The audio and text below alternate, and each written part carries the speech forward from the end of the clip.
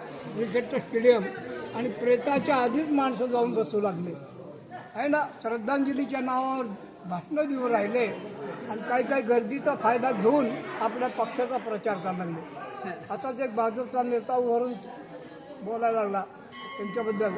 आज आप्पा आपल्यातून गेले, परत न कधी येण्यासाठी, पण आपल्याला आप्पाचा चेहरा नक्की लक्षात राहील, कारण आप्पाचा चेहरा हा कमळाच्या फुलासारखा होता. लगेच शिवसेनाला उठला.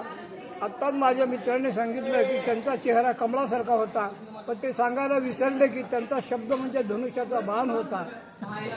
मग काँग्रेसवाला उठला, तो म्हणे आप्पा कसे गेले हे कुणी नाही सांगितलं, आप्पाला यमाने हात दाखवला म्हणून आप्पा गेले.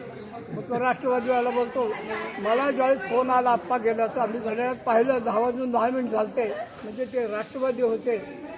पुन्हा मायावतीचा मग बाई आली, आप्पा किसी के लेन देन में नहीं थे, किसी को कुछ बोलते नहीं थे, हत्ती चलता है कुत्ते भुकते हैं, ऐसा उनका काम था.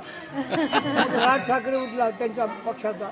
मग तो बोलला, अरे आपण कुठं आलो, आपलं भान ठेवायला पाहिजे, आपण स्मशानभूमीत आलेलो आहे आणि आप्पा गेले का माणसाला एक दिवस जावंच लागणार आहे.